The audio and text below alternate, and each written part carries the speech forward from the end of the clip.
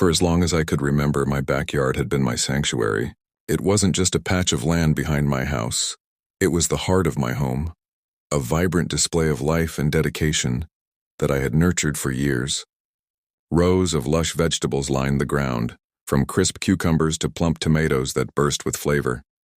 Bright flowers colored the edges, their petals glowing beneath the morning sun. The garden had started small, just a hobby during quiet weekends, but it quickly grew into something far bigger. Neighbors often slowed their cars as they passed, admiring the rich greenery spilling beyond my fence. Children pointed at the sunflowers towering like golden soldiers, and even the older residents smiled at the scent of lavender drifting into the street. But in neighborhoods ruled by homeowners associations, admiration often comes at a price. At first, the HOA kept their distance. They didn't seem to care that I spent countless hours kneeling in the soil, pruning vines and tending to seedlings. The garden wasn't just about beauty, it was about sustainability. I shared vegetables with neighbors, handed fresh herbs to anyone who asked, and even set up a small donation box at the edge of my driveway. People loved it. Some even thanked me for inspiring them to grow their own little patches of greenery. Still, admiration is a fragile thing. Behind the polite smiles and friendly nods, jealousy brewed. I noticed it first when one particular board member, a woman named Sandra, began stopping in front of my house more often. She would stand with her arms folded, eyes scanning my garden with the kind of cold precision that felt less like curiosity and more like judgment. She never said anything at first, but her presence lingered, and soon whispers started circulating. It didn't take long for the first letter to arrive. The envelope bore the HOA's logo, official and stiff.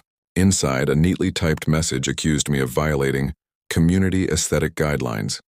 They claimed my garden, despite its neat rows and manicured beds, was excessively agricultural and did not align with the suburban uniformity the HOA sought to maintain. In other words, my thriving garden didn't fit into their vision of picture-perfect lawns and lifeless shrubs. I laughed it off at first. Surely it was a mistake. My garden was beautiful, orderly, and well-kept. How could anyone see it as a problem? But within weeks, more letters came, each one harsher than the last. They threatened fines, demanded the removal of unauthorized vegetation, and warned of further consequences if I failed to comply. My frustration grew, but I wasn't ready to give up. I documented everything, taking photos of my garden, keeping the letters in a neat file, and even gathering statements from supportive neighbors who loved what I had created. I sent replies to the board, explaining that my garden enhanced the neighborhood, not harmed it. Yet my words seemed to vanish into a void. Then came the first fine. A bill appeared in my mailbox, charging me hundreds of dollars for continued violations. It was a blow, but not enough to break me. I refused to pay, certain this was nothing more than intimidation. I thought perhaps they would eventually see reason, but the HOA wasn't interested in reason. They wanted obedience. The situation escalated quickly. One afternoon, I returned home from work to find a notice taped to my front door. The HOA had scheduled a compliance inspection for the following week. It was their way of announcing they intended to scrutinize every inch of my property. My stomach sank as I realized they were preparing for something bigger, something more permanent than just fines and warnings. Despite the looming threat, I doubled down on caring for my garden. If they wanted a fight, I would give them one. I planted more, added trellises for climbing beans, and reinforced my flower beds with wooden borders. The garden became not only my safe haven, but also my battlefield. Neighbors rallied behind me, offering words of encouragement and quietly shaking their heads at the HOA's heavy-handedness. Still, I could feel the pressure closing in. Sandra's visits grew more frequent, her eyes narrowing with each glance. It wasn't long before whispers turned into rumors. Some neighbors, influenced by the board's rhetoric, began questioning whether my garden lowered property values. The community that once admired my efforts was slowly being divided, and the HOA thrived on that division. The day of the inspection finally arrived. 3 board members, including Sandra, walked onto my property with clipboards in hand. They moved like predators, circling prey, scribbling notes, snapping photos, and ignoring the polite greetings I forced through clenched teeth. Their expressions remained cold, unmoved by the sight of thriving vegetables or blooming flowers. To them it was not beauty, it was defiance. I watched in silence, my heart heavy with dread. I knew then that they had already made their decision, and I was right. A week later, I came home to devastation. My garden, the pride of my home, the fruit of years of work, was gone. The HOA had hired contractors to restore compliance. Without warning, without my consent, they tore through my backyard. Plants were ripped from the soil, trellises dismantled, flower beds flattened. The vibrant paradise I had built was reduced to bare dirt and scattered debris. I stood frozen, staring at the wreckage, the smell of uprooted earth filling the air like a funeral. It was as if a piece of me had been ripped out along with the roots. Rage boiled in my chest, mixing with grief until I could barely breathe. The HOA thought they had won. They thought they had silenced me, crushed my spirit, and erased my defiance with bulldozers and arrogance, but what they didn't know was that they had just awakened something, far stronger than compliance, something they would soon regret. The morning after the destruction, I walked into my backyard like a mourner entering a graveyard. The sun still rose, birds still sang, but to me everything felt hollow. Where there had once been lush greenery and vibrant life, there was now only barren soil, trampled and scarred. The smell of gasoline from the contractor's equipment still lingered, mixing with the raw scent of freshly torn roots. Every corner of my sanctuary had been stripped bare. I felt the sting of betrayal more than anything. This wasn't just about plants. This was about power. An HOA drunk on control, determined to stamp out anything that didn't fit their narrow, cookie-cutter vision of the neighborhood. My garden had been a gift, not just to me but to everyone around me. And now it was gone, erased as if it had never existed. For hours I stood there paralyzed by grief, replaying the scene in my mind. I imagined the contractors hacking away, pulling out my sunflowers, tossing my vegetables into bins like trash. And behind it all I saw Sandra's smirk. She and her fellow board members had orchestrated this. To them it was a victory. To me it was war. The anger simmered quietly at first, an ember glowing beneath the weight of loss. But as the days passed, that ember caught flame. I refused to let them win. I refused to let their arrogance define me. They had destroyed my garden, but in doing so, they had given me something far more powerful than soil and seeds. They had given me purpose. I started small. The first step was information. I pulled out the HOA's covenants, conditions, and restrictions, the massive binder of rules they loved to wield like a weapon. I combed through every page, every clause, every footnote. If they wanted to play by the book, I would learn the book better than they ever had. The irony wasn't lost on me. Their rules, written to control homeowners, were full of contradictions, loopholes, and vague language. What exactly constituted an unauthorized structure? Who decided what qualified as excessively agricultural? And more importantly, who enforced these rules when the board themselves were guilty of violating them? The deeper I dug, the more ammunition I uncovered. Sandra herself had an unapproved shed in her backyard, visible from the street. Another board member had decorative lighting that violated the community's aesthetic uniformity policy. The president of the HOA had a lawn that was patchy and overgrown, technically a violation of the same landscaping standards they used to fine me. They had buried themselves in hypocrisy. All I had to do was shine a light on it, but I knew information alone wasn't enough. Revenge needed strategy. I began documenting everything, not just my own case, but theirs as well. Photos, timestamps, witness accounts, I gathered it all. I started talking to neighbors casually at first, then more directly. I discovered I wasn't the only one targeted by the HOA's power games. Others had been fined for trivial things. A slightly crooked mailbox, a garden gnome, a parked car too close to the curb. Resentment ran deep, but most people had been too afraid to fight back. That fear was exactly what the HOA relied on. However, had nothing left to lose. So I planted the seeds not in my backyard, but in the minds of my neighbors. I reminded them of their own grievances, of the way the HOA had bullied and manipulated them. Slowly, quietly, I turned whispers of frustration into conversations of resistance. It wasn't just about my garden anymore. It was about freedom, fairness, and the right to live without constant surveillance and punishment. And yet, even as my plan grew, I felt the sting of loss every time I looked at my backyard. It was empty, but in that emptiness I saw possibility. I couldn't bring back what they had destroyed, but I could turn that destruction into something much bigger, something that would shake the HOA to its core. Late one evening, as I sat on my porch flipping through the HOA's bylaws, an idea struck me. It was bold, risky, maybe even reckless. But the more I thought about it, the more it consumed me.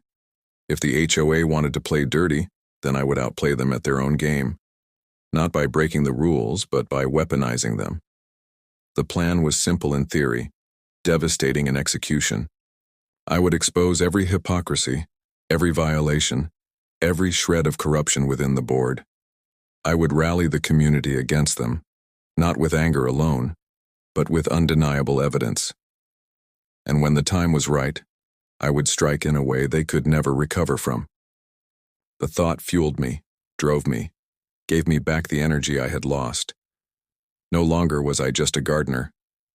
I was something more now, a strategist, a fighter, a man with nothing to lose and everything to gain. But revenge, like a garden, needed patience. Seeds had to be planted carefully, nurtured in silence until the time was right for them to bloom. So I waited. I gathered, I documented, I planned. Each day brought me closer to the moment I had dreamed of, the moment the HOA would finally taste the bitterness they had forced upon me. And deep down I knew something else. This wasn't just going to be revenge. This was going to be justice. Little did the HOA know, the garden they had destroyed wasn't the end of my story. It was the beginning of theirs. When plans are whispered, in the dark and polished on paper, they feel intoxicatingly certain. But turning plans into action is a different kind of work, dirty, meticulous, and slow. I treated my strategy like I had treated my garden, constant small steps, careful tending, and an eye for patterns. Week by week, the plan that had lived as a furious idea began to take root in the neighborhood. The first phase was subtle and surgical. I started with documentation, but not the kind that merely proved a point. I curated narratives, timelines that threaded their petty enforcement actions into a single, undeniable story of abuse.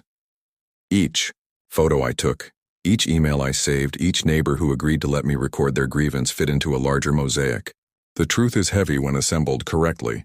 The HOA's supposed justice couldn't float on the surface if it was weighed down by evidence. Next came visibility. The HOA relied on control through obscurity, letters in envelopes, decisions behind closed doors, fines that showed up as numbers with no explanation. I broke that invisibility by making what they did visible. Quietly, I printed clear, factual copies of infractions and violations committed by board members and taped them to the inside of my car window for all to see at community events. I created a simple timeline flyer showing their actions against me. And then, when the neighborhood held its monthly potluck, the flyers were on the table like a silent accusation. People read them, then looked up with expressions that matched the slow dawning of someone finally seeing what had always been there. Confidence spread. Where fear once kept mouths shut, shame began to prick. Neighbors who had paid fines and bowed, their heads over petty citations, started to ask questions. The woman who had been threatened for a holiday wreath revealed that a board member's own seasonal display did not conform to the rules. The man who had been fined for an allegedly overgrown lawn showed me photos of the association president's sagging grass. Each revelation was a seed. I cultivated allies. A good gardener knows which plants complement one another. A good strategist knows which grievances can be combined to form a movement. I found the quiet leaders, the retired teacher who had been lectured for a freestanding bird feeder, the young couple who had been fined for using their driveway for a weekend barbecue, the elderly widow who had been berated for parking assistance devices on her own property. Their stories were different in detail, identical in pattern: heavy-handed enforcement, selective targeting, and an absence of appeal. They wanted fairness more than revenge. They wanted the right to live without being policed over trivialities. Together, we formed a coalition disguised as neighborly concern. We called it a Community Review Committee, a name that sounded harmless enough to the untrained ear, but carried the teeth of an organized response. We met on porches, in kitchen, nooks under a maple tree that had watched us grow more defiant by the day. We discussed bylaws, voting procedures, and signatures. We practiced calm language because weaponizing the rules required us to remain credible. Emotion alone can be dismissed as fury. Facts are harder to discard. I also exploited the HOA's own machinery. Many associations have rules for recall procedures and for special meetings when a sufficient number of homeowners signed petitions. I learned the mechanics and shared them with the committee. Signatures were gathered in secret at first, then more boldly. People signed because they were angry, yes, but also because they were tired. They were tired of seeing the same faces on the board, tired of opaque decisions, tired of being spoken down to by a leadership that acted like it owned the neighborhood. As signatures stacked into a tidy pile, I began to experiment with creative exposure. Social media, often dismissed by older members of the community, became a powerful amplifier. I posted photos of the destroyed garden with a concise factual caption detailing dates, violations, and the contractors who had done the work. The post was shareable, undeniable, and strangely therapeutic. Strangers, gardeners, activists, even local bloggers, commented with solidarity. The story spread beyond our cul-de-sac into the wider town, where people were fascinated that a suburban HOA could be this vindictive. The HOA responded predictably. They issued stern letters accusing me of smearing the association and threatened legal action if I did not remove the posts. Their rhetoric was theatrical, full of grand phrases about community integrity and respect for regulations. The more theatrical they became, the more palpable their fragility appeared. I kept every threat and placed it alongside the fines and notices they had sent me. Threats make for good supporting evidence of intimidation. With momentum rising, we moved to the decisive phase. A formal complaint and a push for oversight. We filed complaints with the state mediator that handled HOA disputes, attaching our packet of contradictions and violations committed by board members. We requested a special meeting, submitting proof of enough signatures to force the board's hand. The association bylaws demanded that such a meeting be scheduled within a set period once a petition reached the proper threshold. The law, when applied objectively, favored transparency. It was an odd and thrilling feeling to watch bylaws and state rules, the very instruments they'd used to silence dissent, turn against them. The board tried to delay. They sent a lawyer's letter, they scheduled their own emergency session to preempt ours, and they posted notices blaming outside agitators. But the more they fought, the more neighbors saw them scrambling. Confidence turned into courage. People who had been too afraid to speak at monthly meetings began to appear at the special meeting with printed lists of small injustices and receipts of unjust fines. The room filled with homeowners who no longer accepted lectures in the name of order. They wanted accountability. On the night of the special meeting, the energy in the community hall was a mixture of nervous electricity and resolute determination. Papers changed hands, murmurs filled the corners, and every chair seemed to vibrate. With the weight of stories that had been suppressed for too long, the petition, when presented, felt like the culmination of months of careful cultivation. A root system of grievances now visible above ground, pushing up through the dirt and demanding light. I watched from the back as faces I had once seen only, in polite waves, rose steady, to call attention to the pattern. No shouting, no spectacle, just measured, blasted truth, organized and impossible to ignore. The board members shifted uneasily beneath the weight of their own record. And then, at the moment when the room seemed about to tip into change, something unexpected happened. Someone from the board stood to speak, face red with something beyond indignation.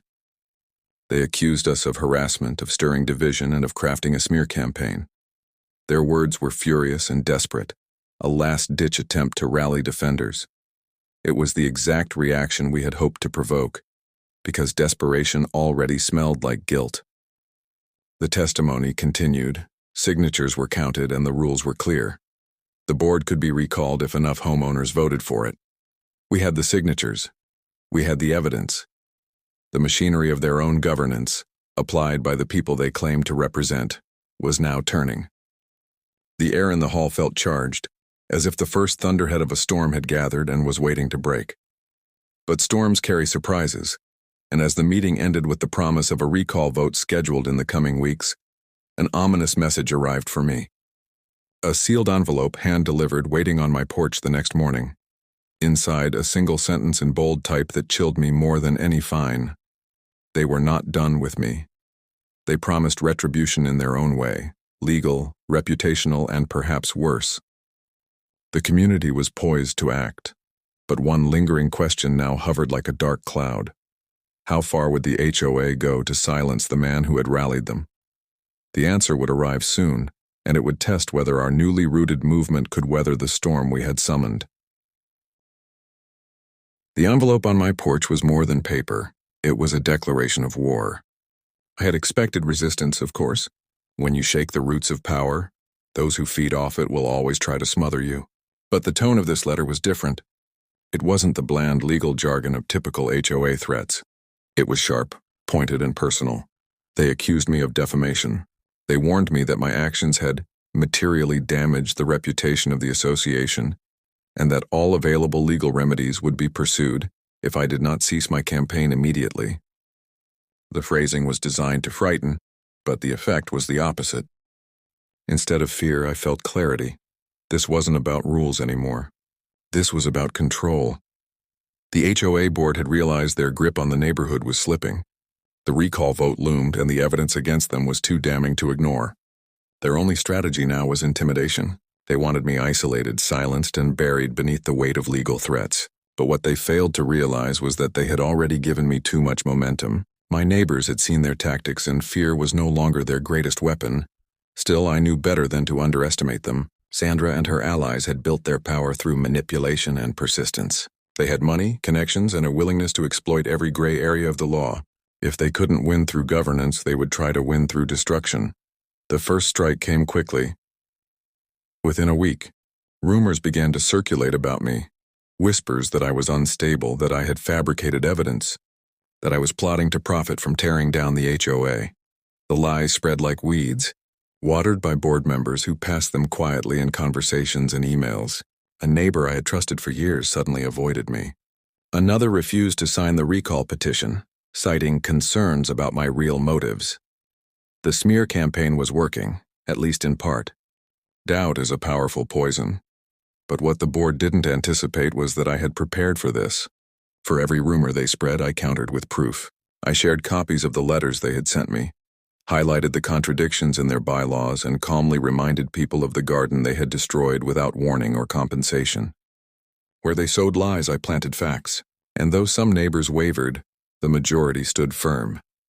The second strike was more brazen. I came home one evening to find a notice taped to my door. The HOA had filed a lien against my property. They claimed I owed thousands in unpaid fines I had disputed and documented as unjust. A lien was their nuclear option. It meant they were trying to stake a legal claim to my home, to pressure me into submission by threatening the very roof over my head. It was a brutal move, but also a reckless one. Filing a lien without due process exposed them to legal consequences, especially since I had meticulously documented every interaction. I took photos of the notice, recorded the dates, and contacted a lawyer specializing in HOA abuse. For the first time, the board had crossed from petty tyranny into outright illegality. News of the lien spread quickly through the neighborhood. If the destruction of my garden had sparked sympathy, this act ignited outrage.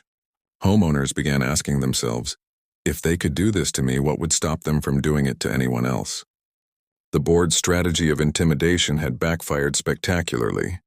Instead of isolating me, they had made me the symbol of resistance. The recall vote drew closer, and tensions in the community reached a breaking point. Yard signs appeared, some supporting change, others clinging to the status quo. Driveways became battlegrounds of opinion, and the once quiet suburban streets buzzed with whispered arguments and cautious nods of solidarity. The board doubled down. They mailed glossy pamphlets to every home, filled with half-truths and dramatic warnings of chaos if the recall succeeded. They portrayed themselves as protectors of order, defenders of property values, and guardians of the community's vision. But the more they spoke of vision, the more people remembered the barren patch of dirt where my garden once thrived. I spent my evenings meeting with neighbors, answering questions, showing them evidence, and assuring them that this wasn't just about me. It was about all of us. The coalition I had built grew stronger, more vocal, more united. We weren't just resisting. We were ready to take back control, and yet, on the eve of the recall vote, as hope surged, the board revealed just how desperate they had become. That night, as I returned from a late meeting with supporters, I noticed something strange in my driveway. Papers were scattered across the concrete, fluttering in the evening breeze. I bent down to pick them up and froze. They weren't just papers, they were doctored documents. Forged emails supposedly showing me conspiring to defraud the neighborhood.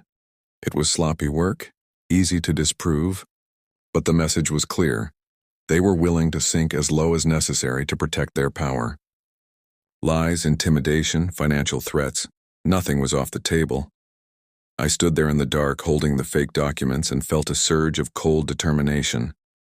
If this was how far they were willing to go, then I had to be ready to go further. The recall vote would decide the future of the neighborhood. But as I looked at those forged papers, I realized something else. Even if we won, the HOA board wouldn't stop. They would keep coming, keep scheming, keep trying to crush anyone who stood in their way. This wasn't just about a single vote anymore. This was about dismantling their empire completely. And I was ready to do whatever it took. The day of the recall vote arrived heavy with tension, the kind that clings to the air and makes every sound sharper than usual. The community hall, normally reserved for birthday parties and bake sales, had been transformed into an arena. Rows of metal chairs faced a long table draped with a white cloth, behind which the HOA board sat stiffly like judges in a trial. Their faces betrayed little, but their eyes flickered nervously over the crowd that had gathered. It seemed as if nearly every homeowner in the neighborhood had shown up. Some came armed with stacks of papers and binders. Others simply folded their arms and waited, but all carried the same weight of expectation. No one could deny that this was bigger than fines, bigger than lawns or mailboxes. This was about who controlled the very soul of our neighborhood. I took my place among the residents, not at the front but in the middle, where I could feel the energy of the crowd on all sides. Whispers buzzed like bees in a hive. Would the board be removed? Could we really pull it off? What would happen if we didn't? The meeting began in the usual way, with procedural announcements and dry recitations of bylaws. But the formality couldn't mask the tension. Sandra, seated at the center of the board, kept her chin high, her voice steady. But the faint tapping of her pen against the table betrayed her nerves. She tried to frame the recall as reckless, irresponsible, even dangerous. She painted a picture of chaos, property values plummeting, lawlessness spreading, the community descending into disorder. Her words rang hollow. Too many of us had lived the reality of their rule. Too many had stories to tell, and one by one we told them. The retired teacher stood first, recounting the humiliation of being fined for her bird feeder. The young couple described the night the board sent warnings over their driveway barbecue. The widow explained through trembling hands how she was harassed for mobility equipment that helped her walk safely. Each testimony landed like a hammer strike, building a rhythm of defiance that echoed around the hall. When my turn came, I stood slowly, holding a folder thick with evidence. I didn't need theatrics, the photos spoke for themselves. Pictures of my thriving garden, then pictures of the barren soil after the HOA's contractors had torn through it, copies of their contradictory letters, screenshots of bylaws they themselves had violated, and finally, the notice of the lien they had illegally filed against my home. A hush fell over the room as I laid out the papers on the front table, each piece a brick in the wall of their corruption. I didn't need to raise my voice. The truth was loud enough. The board shifted uncomfortably, their polished facade cracking. One member muttered about misrepresentation. Another tried to interject with procedural objections. But the crowd wasn't buying it anymore. The mood had shifted. Where once there had been fear, now there was anger. Controlled, focused anger. The vote began. Ballots were handed out, checked against homeowner lists, and collected in a metal box placed at the center of the room. The process felt agonizingly slow, every rustle of paper echoing like a drumbeat. My pulse thudded in my ears as I marked my own ballot and dropped it in. Around me, neighbors cast their votes with solemn determination, each slip of paper carrying the weight of years of frustration. When the final ballot was counted, the result was clear. The board had been recalled. The room erupted, not in chaos but in cathartic release. Applause, cheers, even tears from some who had endured far too much. For the first time in years, the neighborhood felt united not by fear but by freedom. The board members sat frozen, pale and rigid. As the announcement echoed, they were removed, effective immediately. Sandra tried to speak, tried to protest, but her words were drowned out by the sound of liberation. She gathered her papers with trembling hands, avoiding the eyes of those she had ruled over. One by one, the board members filed out, their authority stripped away. Their empire collapsed in the span of a single evening. It should have been the end.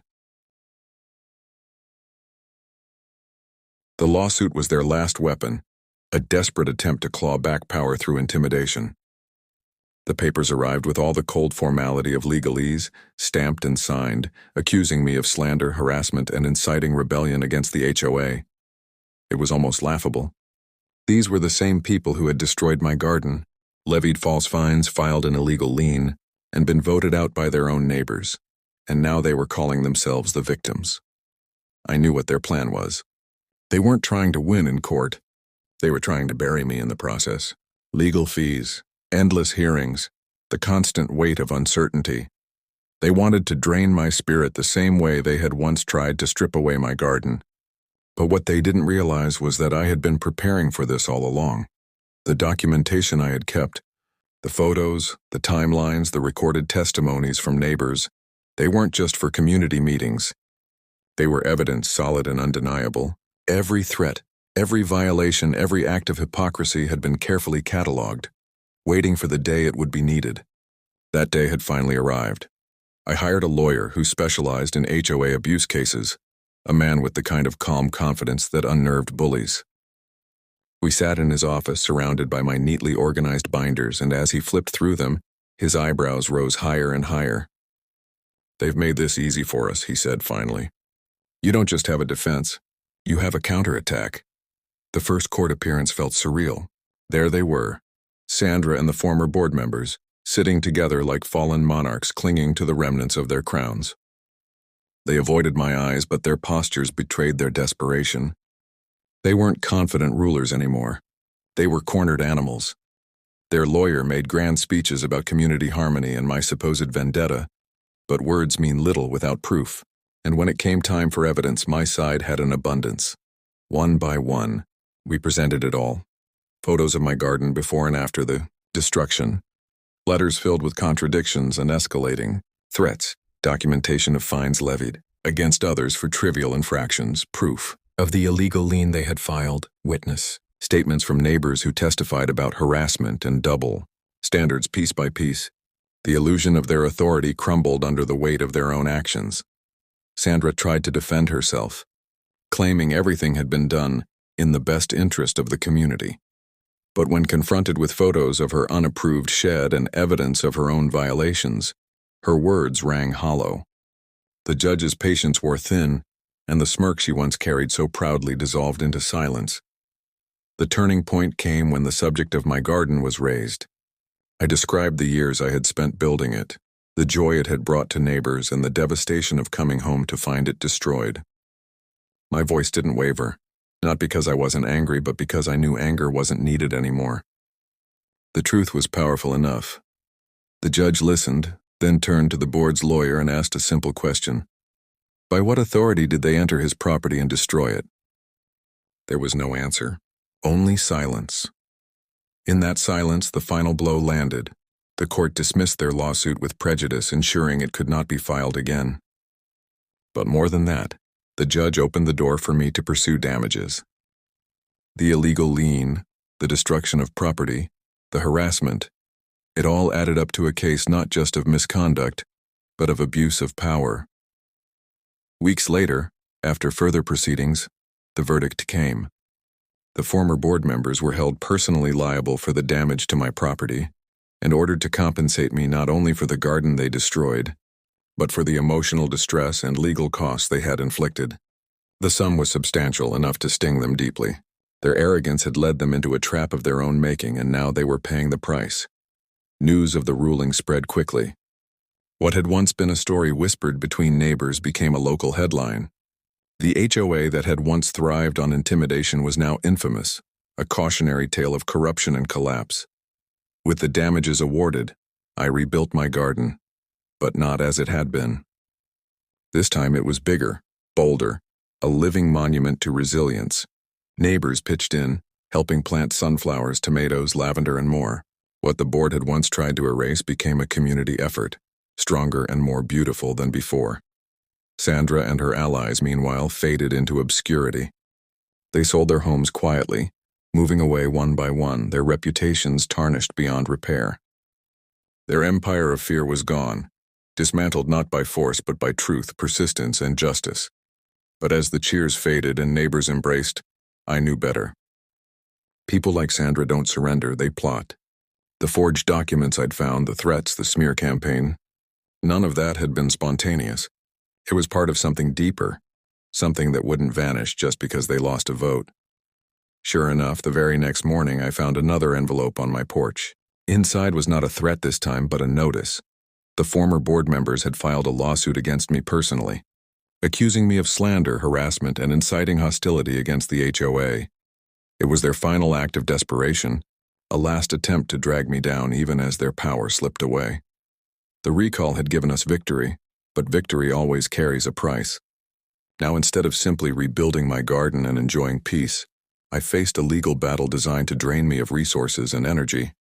And as I stared at the summons in my hands, I realized the war wasn't over. The board might have fallen, but their claws were still reaching, determined to pull me down with them.